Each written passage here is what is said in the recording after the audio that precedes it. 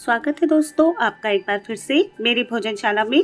और आज मैं आपके लिए लेकर आई हूँ आटे के मुठिया वाले लड्डू की रेसिपी। तो आइए दोस्तों इसे बनाना शुरू करते हैं। और यदि आपको लड्डू की रेसिपी पसंद आती है तो वीडियो को लाइक करिएगा, वीडियो को शेयर करिए। तो चलिए आटे के मुठिया वाले लड्डू बनाना शुरू करते हैं। तो आटे के लड्डू बनाने के लिए मैंने यहाँ पर 2 कप गेहूँ का आटा लिया है। और ये आटा थोड़ा सा बड़ा पिसा हुआ आटा है, जिसे कि हम दरदरा पिसा हुआ आटा भी कहते हैं। और यदि आपके पास इस तरह का आटा नहीं है तो आप यहाँ पर 2 चम्मच सूजी का इस्तेमाल कर सकते हैं। और अब हम लड्डू को टेस्ट देने के लिए इसमें 2 चम्मच बेसन डाल देते हैं। लड्डू में अगर हम थोड़ा सा बेसन डाल देते हैं तो लड्डू का टेस्ट बहुत ही अच्छा हो जाता है। अब हम इसमें डाल देते हैं 1/4 कटोरी घी और इसे हम यहाँ पर अच्छे से मिक्स कर लेते हैं।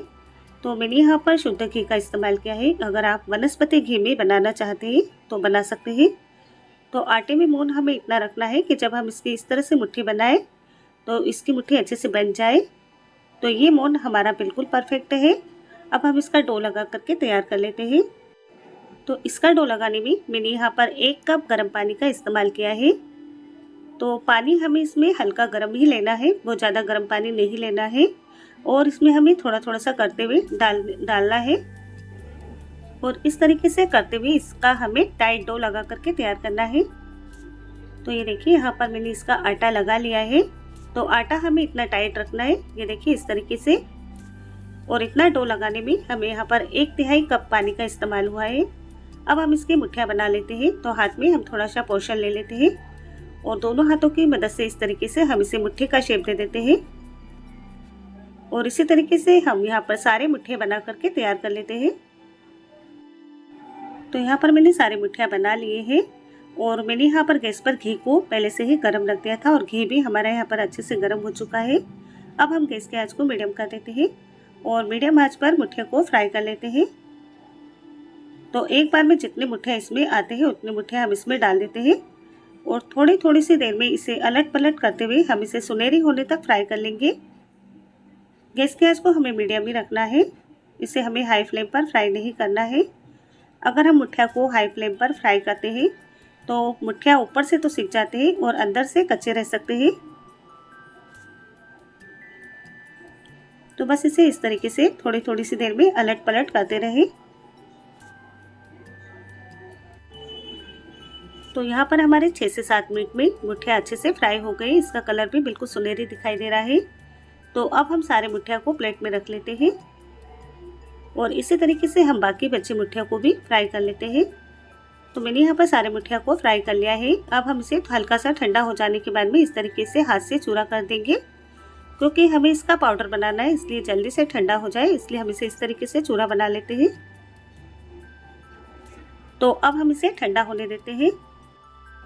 तो कुछ ही देर में अब ये हमारे मुठिया ठंडे हो चुके हैं। तो अब हम इसे मिक्सी के जार में ले लेते हैं और मिक्सी को बंद चालू करते हुए हम इसका दरदरा सा पाउडर बना करके तैयार कर लेंगे। और इसी तरीके से हमें सारे मुठिया को पीस करके तैयार करना है। और इसे पीसने के बाद में अब हम इसे छलनी में डाल करके छान लेते हैं।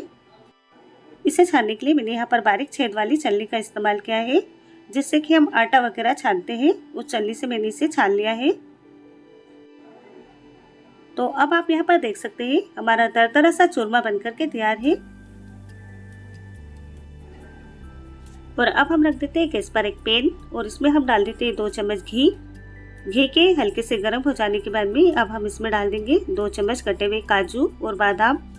वो धीमे आंच पर इसे इस तरीके से चलाते हुए हल्का सा रोस्ट कर लेते हैं। और जब ये हल्के से रोस्ट हो जाए तब हम इसमें 1 चम्मच किशमिश डाल देंगे और इसे भी इसी तरीके से चलाते हुए कुछ देर तक रोस्ट कर लेते हैं। तो ड्राई फ्रूट्स आप इसमें अपनी पसंद से जो भी डालना चाहे डाल सकते हैं। तो अब हमारे यहाँ पर ड्राई फ्रूट्स रोस्ट हो चुके हैं। अब हम इसे चूरमे में डाल देते हैं और फिर से हम इसी पैन को गैस पर रख देते हैं। इसमें हम आधा कप घी डाल देते हैं और घी को हम यहाँ पर हल्का सा गर्म होने देते हैं। घी गर्म होता है तब तक कि हम ड्राई फ्रूट्स को यहाँ पर चूरमे में अच्छे से मिक्स कर लेते हैं। तो इतनी देर में हमारा घी भी यहाँ पर अच्छे से गर्म हो चुका है। तो अब हम इस गर्म घी को चूरमे में डाल देते हैं और इसे हम यहाँ पर अच्छे से मिला लेते हैं।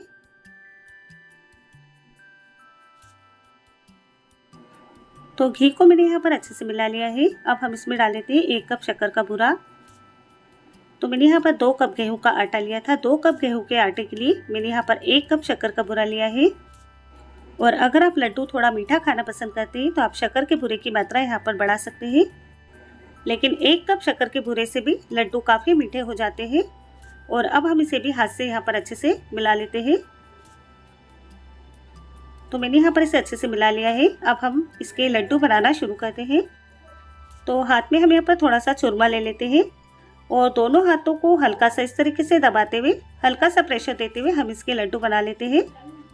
और अगर आपके लड्डू नहीं बन पा रहे तो आप यहाँ पर थोड़ा सा घी और गर्म करके इसमें डाल सकते हैं। तो ये देखिए हमने यहाँ पर एक लड्डू बना लिया है।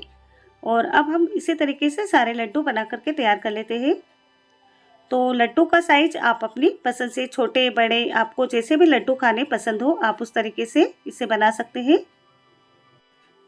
तो इसी तरीके से मैंने यहाँ पर सारे लड्डू बना लिए हैं और ये लड्डू हमारे बहुत ही टेस्टी और दानेदार लड्डू बने हैं। तो दोस्तों यदि आपको मेरी आज की रेसिपी पसंद आई है तो वीडियो को लाइक और शेयर कीजिए, मेरी भोजनशाला को सब्सक्राइब कीजिए और साथ में बेल आइकन जरूर से प्रेस कीजिए। तो दोस्तों फिर मिलते हैं एक और नई रेसिपी के साथ।